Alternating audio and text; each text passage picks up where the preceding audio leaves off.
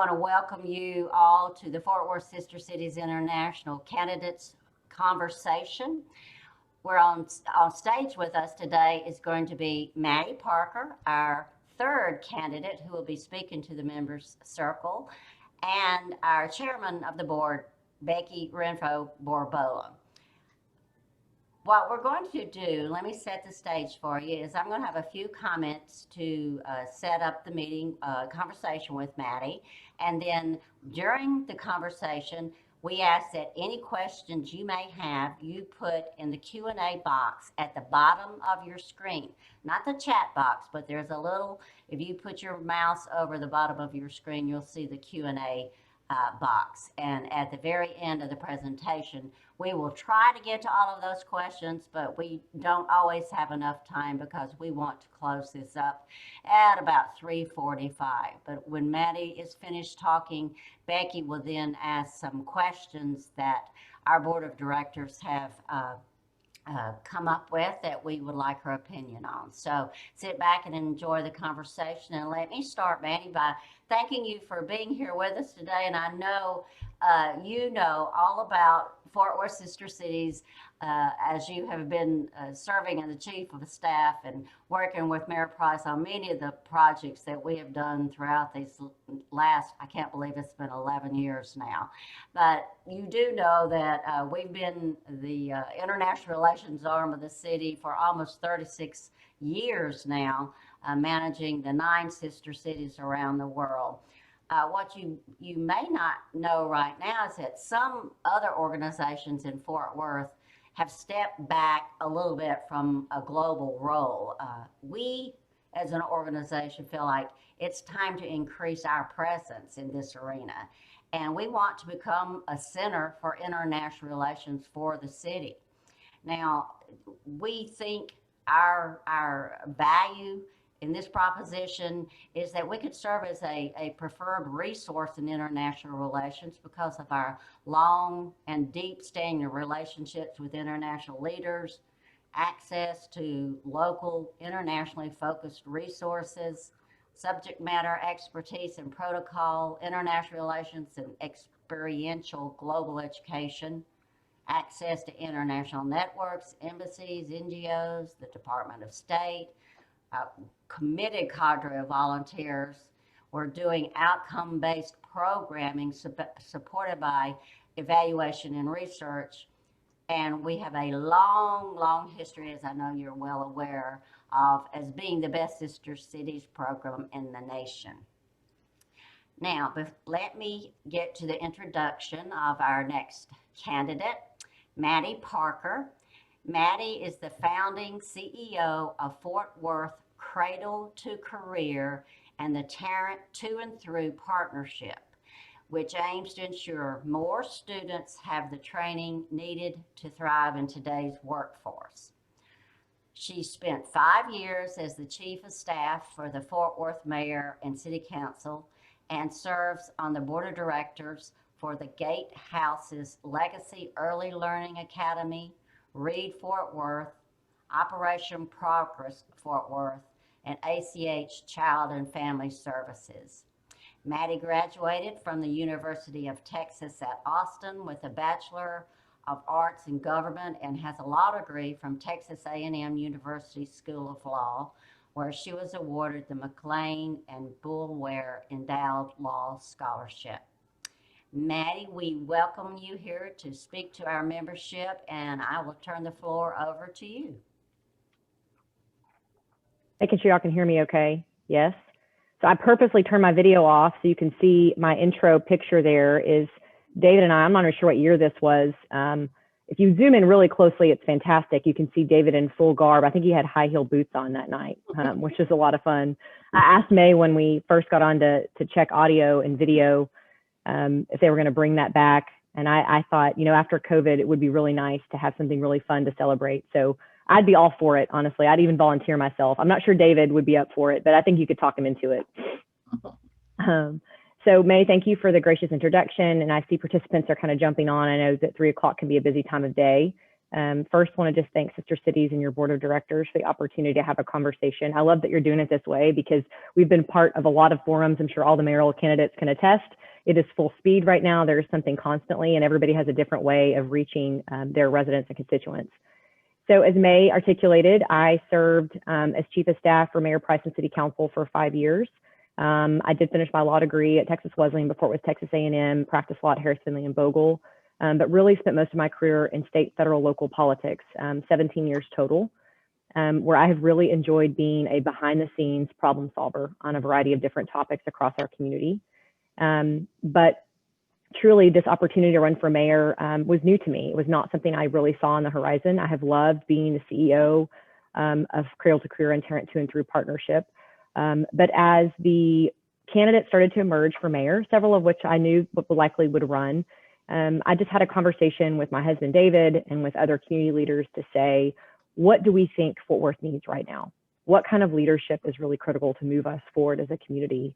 And those questions really answered that for me. So here I am running for mayor of a city that Dave and I have now called home for 14 years, which is really phenomenal. A few background items for those that don't know me as well. So I was born in Austin, where my dad had a criminal defense practice in San Marcos, and my mom was a professional ballerina. And then I moved from Austin to Hico, Texas, the booming metropolis of 1,300 people at the age of 5, where I attended public school K through 12 in Hico. Hico is a really small town. I was raised on my family's farm, 3rd generation. Really simple life. I've joked openly that we had a party line until I was 14 years old, which meant you had to ask your neighbor to get off the phone if you wanted to have any type of social life. And that experience was really important to me. So it was really just founded on faith and family. I was a scrappy small town kid that worked really hard to get to the University of Texas. Many thanks to a fantastic public education system. My grandfather was actually the high school principal until I was in early elementary school. Went on to UT to major in government and got involved in politics there, working for the Speaker of the House, Tom Craddock. Ended up moving from Austin to Fort Worth, and then I worked for State Representative Phil King, and then went on to work for Congresswoman Kay Granger in 2008, was her campaign manager and district director. Went to law school in between, had our first son, adopted our daughter, and then ended up practicing law at Harris Finley before Mayor Price called and said, hey, I need a chief of staff. I'd really like to consider that position. Dave and I really are normal people. We're raising our kids here, 3 kids now. They are 4, 9, and 19, 10 and 19, excuse me. And this community is home to us. It has been really good to us. Some of you actually on this call were really pivotal to our success here. Stepping up when we were young, 20 something, and moving to this city, not knowing anybody. And each of you said, hey, how can we help? How can we make sure that you feel a part of this community? And now it's just our turn to give back, which is really, really an honor. This mayor's race is exciting to me. I'm choosing to be optimistic and happy about it. I'm having fun every day. Yes, it's exhausting. It can be the proverbial fire hose. But all in all, I think that we're doing this for the right reasons. There's a few topics that I hope we'll hit on today. I know that each of you are going to have some questions. But the things I've been talking about most with folks are the following. It's re-envisioning economic development, education, leadership that really unites our community, and 4th, really surrounded around a safer, healthier community. So I'll break those down for all of you. The first one, economic development. This is where I really think we need to talk about Sister Cities partnership here. So economic development in the city of Fort Worth is really, to me, 2 or 3 parallel paths. The first is around entrepreneurship and small business. How can we support those that are growing their businesses here and young entrepreneurs that want to create a new culture here and take off, right? So at the same time, we also need to be focused on what the next big corporate relocation opportunities are in the state of Texas. We are behind in Fort Worth, and this is not a blame game. We absolutely can do this. We have new leadership in Brandon Gingelbach at the Fort Worth Chamber. Our other chambers are working together hand in hand. We have an economic development department of the city led by Robert Stearns, but I know we can be better and we can be stronger. And I think all of those economic development leadership would attest to that.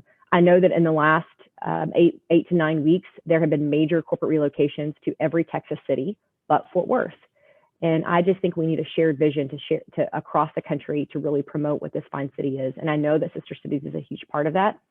I've told people lately, quit worrying about Dallas, quit worrying about Frisco. We need to compete on a global scale economically to really refocus things. Because of technology, we need to worry more about what's happening in Germany or in Mexico than we do about Dallas. And I know that Sister Cities can actually be an integral part of us learning that economic development space globally. Second thing, education. This could be a topic we could talk hours and hours about because it's my biggest passion. But we have to face as a city. We are never going to take off if we don't double down on education and really focus on the talent that are in classrooms today. Currently in Tarrant County, only 23% of our students ever make it to a 2-year or 4-year credential. And when you break it down by economic status, our students that are growing up in a low-income household, only 14% make it to a 2-year or 4-year credential. That doesn't work. And why? It's simple supply and demand. Your global economy is telling you 70% of jobs require some type of post-secondary credential after high school.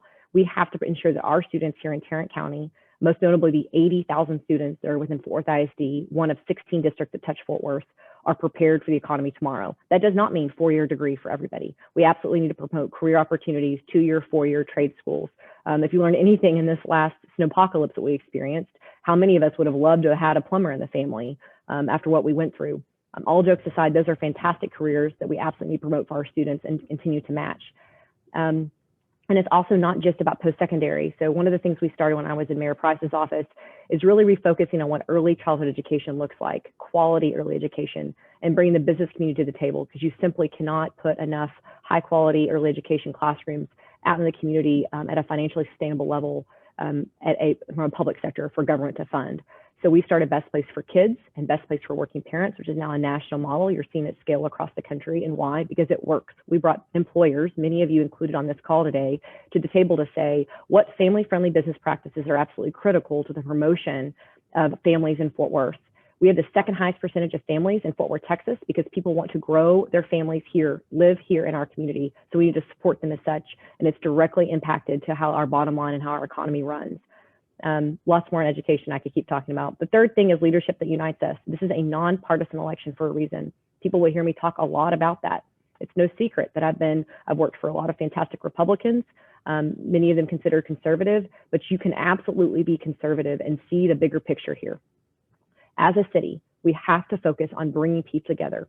The situation you see in Washington, D.C. right now, which I consider to be divisive politics, has no place here. And furthermore, you don't get anything done at City Hall if that's your tact.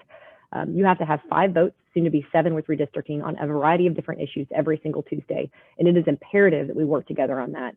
So you'll hear me hammer that home every single day on the campaign trail. And importantly, that's how I'd like to govern as mayor. And the fourth thing is really safer, healthier communities. It's a variety of different things that really fit under that umbrella in my mind.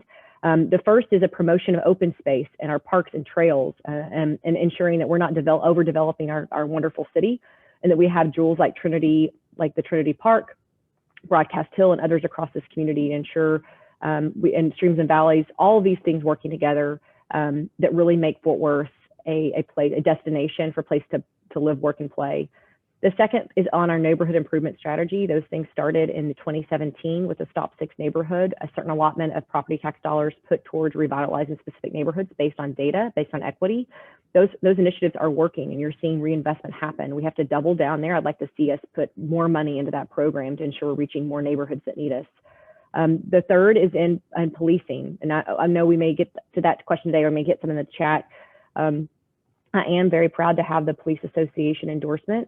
I think it's important to note a few different factors. First, we have a fantastic police chief named Neil Noakes. If you don't know him yet, I really encourage Sister Cities Board to get to know him. He is leading with a servant's heart. He wants to continue what Ed Krause started and ensure this is the finest department in the country. He's taking reform seriously. He has deep relationships in this community, and whomever is mayor next will be greatly served by having Chief Noakes and his command staff at the helm to ensure policing is different for the city of Fort Worth, and that we're answering for the things we've done wrong. But at the same time, we are firmly supporting our police department and the fine work that they do every single day. And there's a few different programs I'm happy to dive into later if that's helpful. And the last thing is refocusing on who's hurting most. So our homeless population is one population we have to pay attention to. I was in Austin very briefly, about 12 hours this past weekend.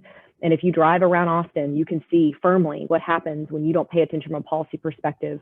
Fort Worth can absolutely control and ensure that doesn't happen there. And furthermore, that is not what is good for your population of people that are hurting most, that may have mental health or alcohol and substance abuse issues. To tie it all back to Sister Cities, so I'm very well aware of what an amazing organization this is, currently best in the nation, which is phenomenal. I think maybe 7th or 9th, I can't remember in your annual report, which you rank nationally or internationally. I love that you're a data-driven organization, always promoting that you're $14 million economic impact. Truthfully, I bet it's more than that when you really tie it all together. But what I would love to see with Sister Cities, an opportunity for City Hall to really champion what international relations looks like. How do we really compete on a global scale? And how do we learn from the inroads that Sister Cities has created across the world? Personally, for me, when we adopted our daughter Shani, she was just 10 years old, and we were really scrambling to give her some experiences that first summer that were close to home, that weren't too intimidating. And I called May and said, hey, any chance you have a last-minute spot for International Leadership Academy? And in true May fashion, she stepped up and said, absolutely, I'd love to find a place for Shani. And it was the perfect merriment that week to make sure that she was getting to experience new things and meet new people without feeling like we were dropping her off at a summer camp far away. Excited to have a conversation today. I'll kind of quit talking. I don't know if we're turned over to Becky now for questions or if we're open up to the chat, but many thanks for having me. Thanks, Maddie. So you've already said that you are interested in Fort Worth playing a part internationally. And of course, that's what Fort Worth Sister Cities International is all about. So what are some of your goals related to this? So I think first I would say, and you guys are already doing this well, so this is not a criticism, it's how to lift this up, is how our international relation work is absolutely tied to economic vitality and growth in the city of Fort Worth. And I think sometimes, as May can probably attest, trying to pound the pavement at City Hall, driving that message home. I do think your current city council gets it. You're about to see a new council come to the helm. How do we ensure they're educated on the incredible importance of sister cities? But then importantly, economically, what can we do to scale that up? So let's play the what if game. What if you could have an international relations officer that works closely with sister cities within the city management department that's focused on economic development and also on promotion of the city of Fort Worth? The second thing might be is lifting up the sister cities work and how we heal the community, right? So I know that the programs that Sister Cities has in place, if you put those in place across the city and you allow Sister Cities and your board and your staff to lead, there's incredible power in the way that you guys have embraced relationships across the globe. So what do we do to learn from that to create a bit more diverse and inclusive relationship with our own residents here in Fort Worth, really celebrating our diversity in a new way? So I don't think we need to reinvent the wheel, quite frankly, Becky. I think really having a concentrated dialogue with leaders with sister cities, with your board, with your staff, and with community members to learn from what you've experienced and how to scale that across the city of Fort Worth to really keep some of those changes here at home. Perfect. So are you aware of the amount of programs that we have and how they're being used and can be used to address diversity here in Fort Worth? Yeah, so I think I touched on that briefly before. I am aware, right? Great job on your annual report, by the way, because for some of them, it's 50 pages long and no one reads it. You did an excellent job keeping it really high level so that anybody could really get up to speed. I've been out of City Hall for over a year now, so I just had to make sure I was where I needed to be. The one program I didn't mention that doesn't get enough attention, and I don't know why, is your exchange opportunities for youth sports in Reggio. I've had family friends go and do that, and what a life-changing experience was. One of the dads, by the way, was from Stephenville, Texas, a dairy farmer, and he's like, you never seen anything till you go to Reggio, Italy, and you're from Stephenville, or actually, Selden, on a dairy farm. But jokes aside, those initiatives are incredibly powerful, and I would love for the mayor's office, city council, the city to really lift those up as true exchange missions, and maybe put additional power behind what that could be. And then importantly, host additional sports events here in Fort Worth. Much like the other work that you do, really creating a healing culture, what do you do to bring people together and learn from one another? And sports is absolutely a universal language. So I think there's a lot we could learn from that, certainly. The last I would say is understanding a $14 million economic impact. And I think we could do some better ties in maybe with Arts Council and with Sister Cities. I know that Arts Council had planned on doing an updated economic report in 2020, but because of COVID, they've stalled. Another what if opportunity? What if you did a joint report on the opportunities between Sister Cities and Arts Council together, because there are some crossover opportunities there. The point being, the more we do those things, the more people will know about them, and you continue to speak from the same narrative. I know that the Chamber and Visit Fort Worth should be included in those. And the last thing would be the fantastic work that Bob Jameson is leading at Visit Fort Worth, along with Mitch Whitten. How do we ensure that our tourism economy is supported by what you're doing at Sister Cities? And that is not a top-down thought, right? That is working across the board with each of you to say, how would you like to be a part of the storytelling aspect that Visit Fort Worth is doing across the United States and globally to ensure that we're attracting the right type of tourists here to our community and that eventually live here as well. I'm about to get to the questions because we have about 4, but one more question. Fort Worth Sister Cities International board in our long-term planning committee has been talking about, we want to become the center for international relations for the city of Fort Worth.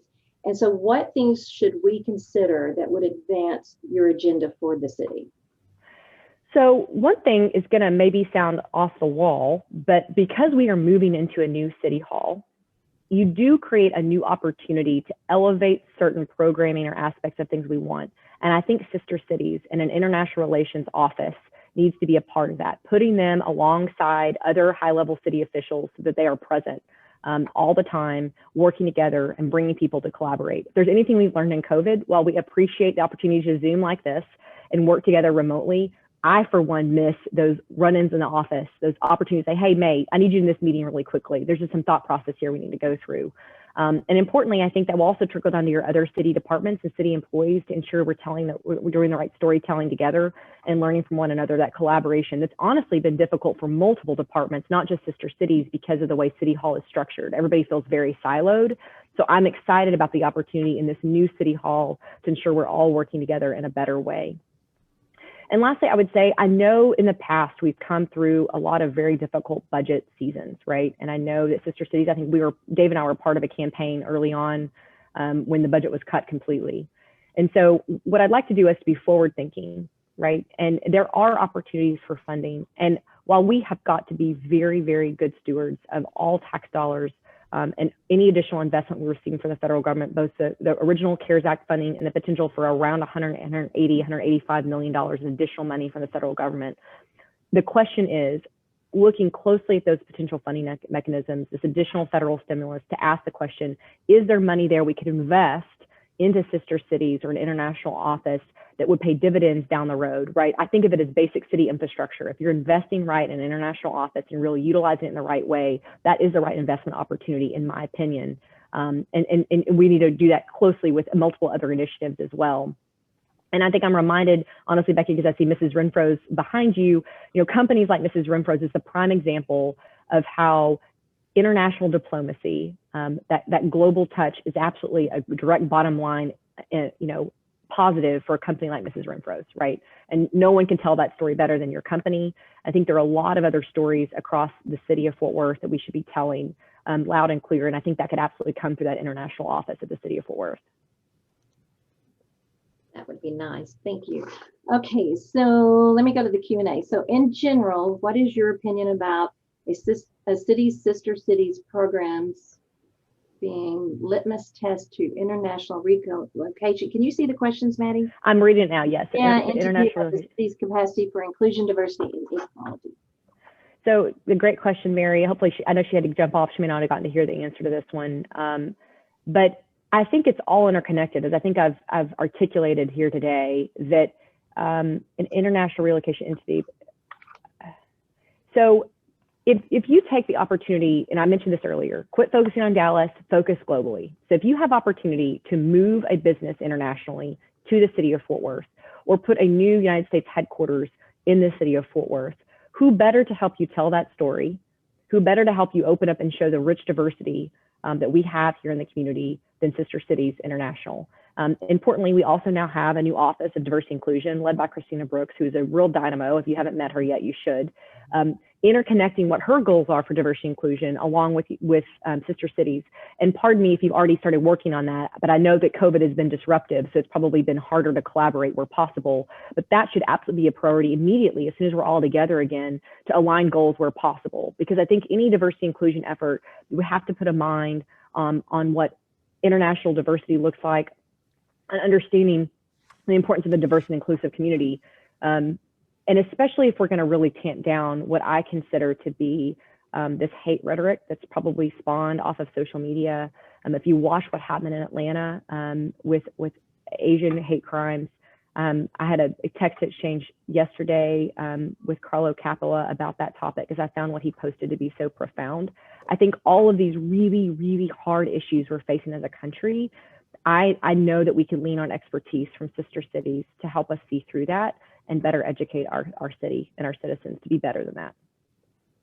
Okay, the second question is, we've still got time, yeah. Hold on. There's a rise in Black and brown leaders seeking leadership in our municipality, state, and nation. We have seen candidates be successful in Mansfield, Arlington, Dallas, and other areas. Why are we not seeing the same results in Fort Worth on electing Black and brown leaders? That's a good question. So I think, right now we have some fantastic people running for city council. I think there's a total of 54 running for council and mayor, and a lot of new faces that I think is really exciting. So hopefully for the person to ask the question, you'll see some additional new leadership come into play. But I do think that sometimes representation is difficult. I mean, we could talk a lot about voter turnout in specific districts that are identified as majority minority, or that really are designated to represent the Hispanic, Latino community or the Black community. We currently, of course, have Gina Bivens and Kelly Allen Gray and Carlos Flores. I'm excited to see additional representation. But as you can imagine, I can't help the package I'm in, right? But I'm certainly excited about being the leader that really is inclusive and brings all types of people to the table, because I understand the topics. I know the job well. I know what it's going to take to come together. I know the history of where we've gone terribly wrong. But I do think it's an issue that we need to continue to champion. And I think no one better than the mayor's office really commanding a new presence and working with organizations across our city to say voter turnout matters, and really ensuring we're reflecting the right leadership at the top. There was I can't remember her name. She's one of the highest ranking Air Force officials in the military. And she had a very simple quote recently, is if you can't see it, you can't be it, right? And now she's a white female, so that really resonated with me. But I think that's true across our globe, across our country, that we want to see people that look like us and represent us, so that it feels more comfortable, especially as children, to say, you know what, absolutely can go and do that someday. But so I do think representation matters. So Frank has a question, and I love this question because Renfro Foods has been dealing with this. One of the obstacles in growing in Fort Worth is the building department. It takes too much time to obtain building permits. In general, the city needs to be more customer friendly. How can you make this happen? And Renfro Foods, we're trying to add on a 10,000 square foot warehouse to our shipping facility, and we wanted to break ground last September. We might be able to break it in May. And wow. Yeah. So the city's been a true obstacle for us. Mm-hmm. I'm sorry to hear that. And Frank, this is probably the #1 complaint I've received while talking to people on the campaign trail when it comes specifically to city departments. And I'm going to preface this by saying there are some fantastic, talented people that are in our development services department that are doing really incredible work, but something's not working.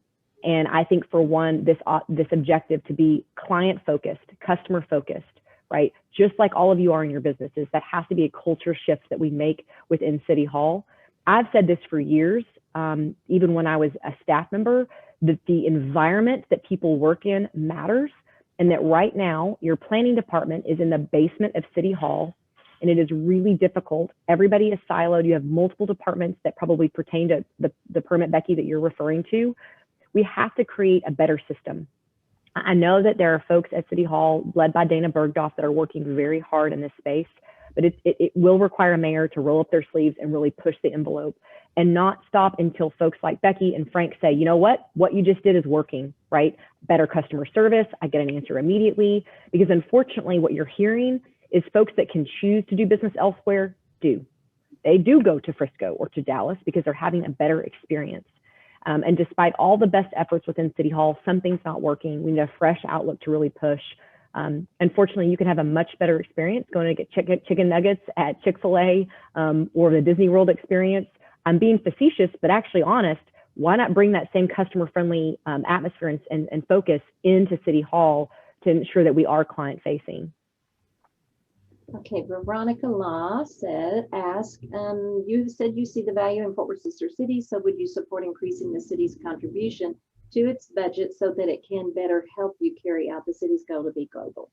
Absolutely, I would, Veronica. And I think importantly, it's not just about increasing the budget, it's tying the budget to economic development efforts, right? We have to create a direct correlation because people need to see members on council, your mayor, your city management need to see the direct impact. And so I have a lot of ideas on how you do that more successfully, but I completely would support that because I think what you'll see, and I should mention, it's not just economic development, it's also this conversation around unity in our community and how we learn lessons from sister cities, working with the diversity inclusion department. So I think all these things get tied together and as a result would absolutely lead to an increase in the budget.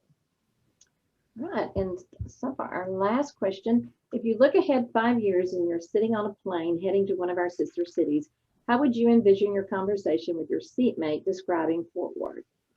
Ooh, good question. I like that. I had to look now. Who was it? Anonymous or is it Phil? Phil. That's a good one. Yeah.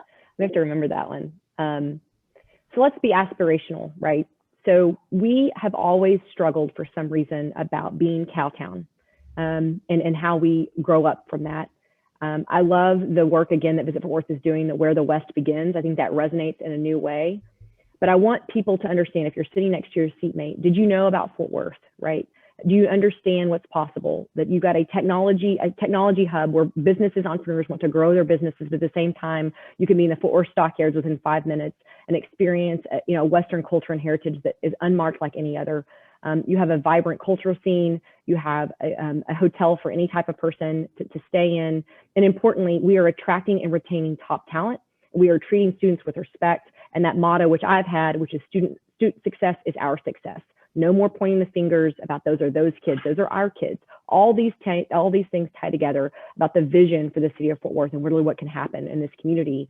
I think there's no one better suited than myself, who is raising 2 young boys in this community. My daughter's now 19, out of the house. But to understand, we want to raise them and leave this place better than we found it, just like Mayor Boland used to say. And so I think if you're talking to your seatmate, you're giving them that vision, all about this community that we've created together, the struggles we've experienced, the things we've learned from, and that we are now an international city that is known across the globe as a place, not as a destination for tourism, but also as a place we would love to come and live, because of the quality of people there and that front porch atmosphere that I think we have to maintain and hold on to. Okay, so there's no more open questions. No more questions. Yeah. So let me wrap this up, unless there's anything else you wanted to comment on, Maddie. We've got a few more minutes, but if not, we'll just close. I will let you know, and I think you'd be glad to know this, in this last year, our long-range planning chair, Sydney Johnson, and Ann Rice and I have been working with Christina Brooks. We had met with Fernando and Estes Tucker right after the Race and Culture Task Force on how we could help the city further this along. So we are working with the department, and like you, I totally agree. We do have that ability to create respect and understanding of other cultures right here at home as well. So we'll be working with them, and you'd be glad to know that the sports exchange is going to continue. It was supposed to be this past year, but of course, no, I'm sorry, this year, but we had to postpone it because of COVID to 2022. So we're doing that and working really closely with Jason Sands over at Visit Fort Worth, who is, the sports authority, and bringing a possible similar sports tournament to Fort Worth.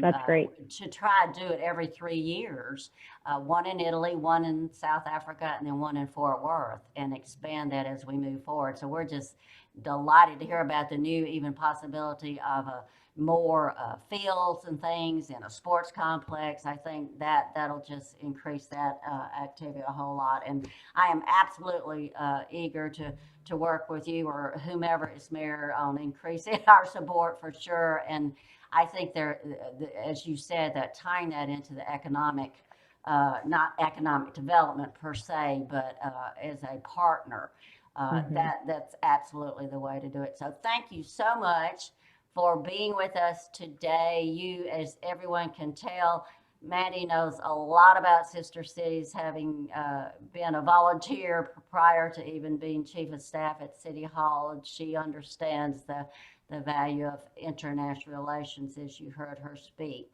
Yeah. How you can help, regardless of who you're going to vote for, is go out and vote. May 1st is election day. Encourage all your friends to get out there and support that candidate. They want to lead our city. We have a great city, and it can only get better. Our next conversation will be tomorrow at 1:30 with Deborah Peoples. And that concludes our conversations. Again, thank you, Maddie. Thank you, Becky. And thank you all. Sure thing. Bye.